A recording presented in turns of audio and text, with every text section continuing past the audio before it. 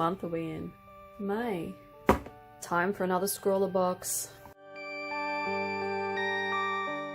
And this one's May's Scrawlrbox. I hope that this is a little bit better than the last one, because that one was really bad for me because I don't use pastels. So let's cut this one open and hopefully there's nothing in here that's going to freak me out and try not to cut myself in the process.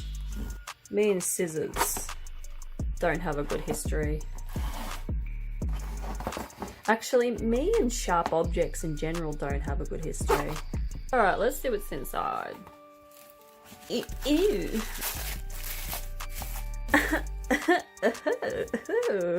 Alright, let's start off with the sticker. That's interesting. Interesting sticker. Ooh, we have an eraser. Smells like an eraser. Look at that, it's very, very squishy. A Milan. Ooh, I use this is my Milan mechanical pencil. Super. Ooh. Mint toffee. That'll be nice. We have we've got a Milan graphite pencil in, is that just a H? Didn't even know that there was just a H. We've got a liquid chrome.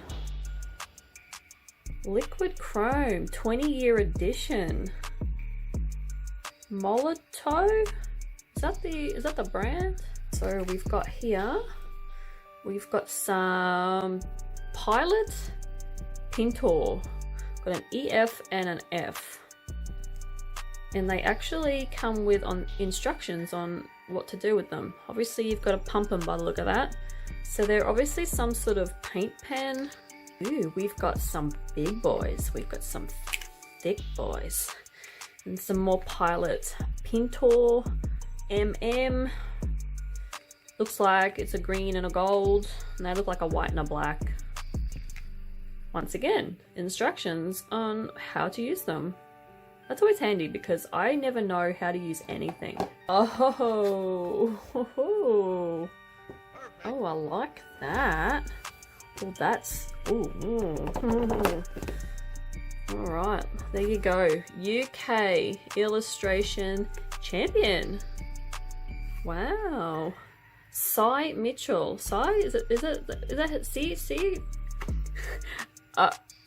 Sorry if I've just completely butchered your name. We've got some paper, very thin.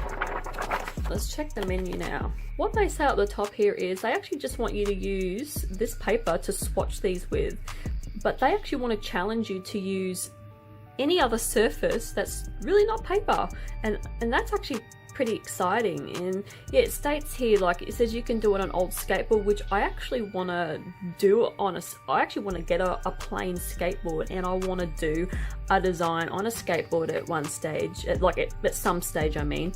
Flower pots, empty milk cartons, you know, anything you can get your hands on. So this is pretty cool. These are paint markers. So the pintor is painter in Spanish. That's what that means. So yeah, they're paint markers. And this is chrome. Like apparently this gives a mirror finish, as it says here. It's alcohol. These ones are water-based, and this one here is an alcohol-based one. So yeah, the challenge is paper tiger. I've never drawn a tiger before, so I feel that I want to keep it to that sort of thing. Alright, I'm a little bit lost, so I'm going to try this. Let's try this. Oh, look at that. Nothing in the center. I thought there might have been. Oh man, that is minty caramelly goodness. Alright. I'm gonna have to go and get this toffee out of my taste. Oh my god. Oh, that's so chewy. Better work out what I'm gonna draw. Let's swatch these. Alright, let's bring this in. Pencil. No surprise there. Let's see what this is like. Alright. That's a rubber and a pencil. Alright, so that's what the tip of the chrome, liquid chrome marker looks like.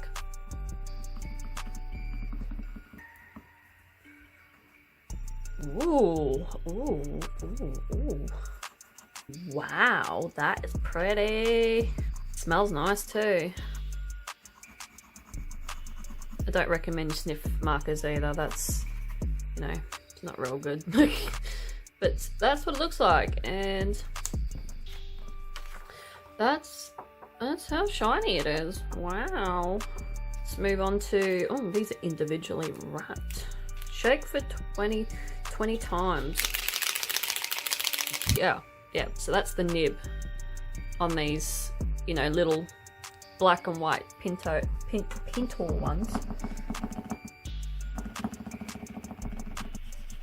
Ooh, that is some blackness. That is black. Just, you know, scribbling in the Scrawlrbox. It's pretty nice opaqueness, I suppose. Let's have a look at these big boys. So these big thick boys, that's the nib. I'm gonna do 2 at the same time.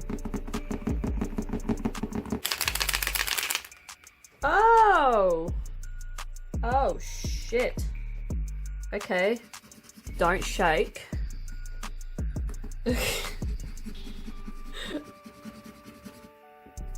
Wow. Oh man, I got it everywhere. Oh, did it go on my shirt? No, it didn't. Oh god, now I've got a mess to clean up. They're definitely very opaque colors, which is really cool. Just don't try and shake it when you got the lid off, because that happens. I'm gonna clean up this mess, and I'm gonna go away, and I'm going to decide what I'm gonna draw.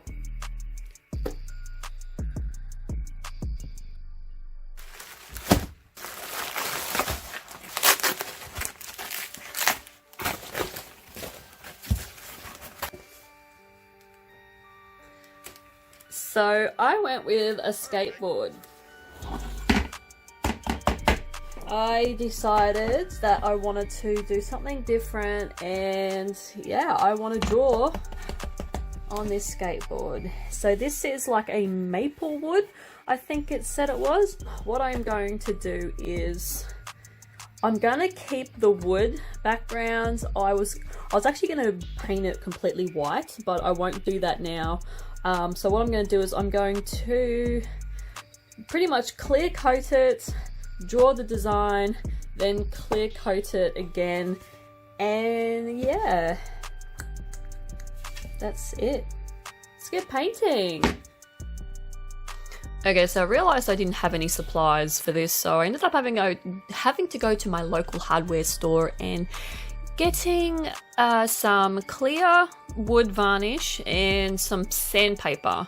I had the paintbrushes though, so, well, my mum actually had them, so she gave them to me, and yeah, just clear lacquered that baby right up. And I did about 3 coats, allowing 2 hours in between to dry. So yeah, it's got 3 coats of clear lacquer, clear varnish, I should say, on it. So when I come to the design, I really wanted that graffiti, street art, skateboard feel, so I knew I wanted a lot going on, because all the skateboards I have seen, you know, there was a lot going on with skateboards, and that's what I wanted to recreate. And honestly, when you see the finished result, there is a lot going on. Trust me, like, it is just like, whoa. Like, the best way to view this piece is from a distance. So yeah, it's kind of crazy how much is actually going on in the final piece of this.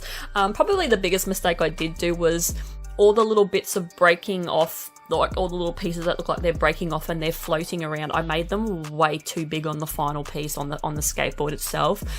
So that was a little bit of a regret, because it does kind of take away a little bit from the tiger. But like I said, when you view it from a distance, it's all good. So then what I did was I mocked up a few of the colours with some lead pencils because I didn't want to use any of the pens because I was actually really afraid that I wasn't going to have enough, you know, equipment and have enough liquid in these pens to do the whole skateboard. So I want to reserve the liquid as much as possible. So now I'm going around the border, so I know I wanted a border. So I marked out about 1 centimetre from the edge of the skateboard right around, and I couldn't sort of get much of a result with the lead pencil on this shiny surface, so I ended up just going around everything and drawing most of the stuff on with a Sharpie. I actually do draw the tiger on with the lead. I sort of make it work. If I hold the lead on like an angle, it worked perfectly fine. I had no dramas getting the lead, but I still had to press a little bit hard, and I still had to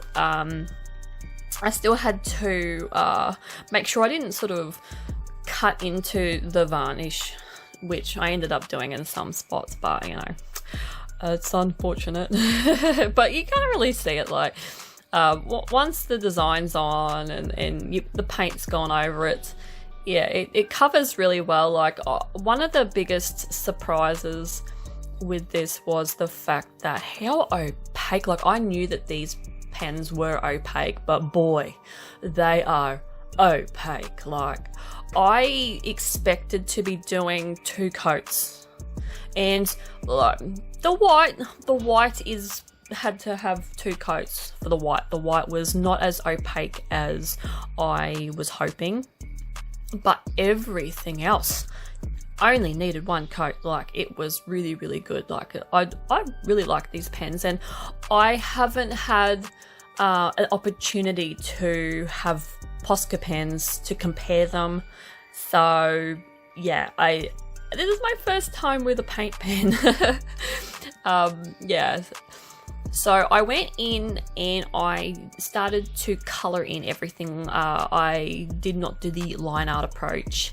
I just went in with the colors because I wanted to keep the line art to last. And which is good because I did not know how thick I was going to do some of the black lines. So the black lines were, you know, I knew I wanted a graffiti look, but I just didn't know how graffiti I was going to go with the black lines. So yeah, I just did not want to go in. That was the last thing to do because, you know, that's just felt right, really.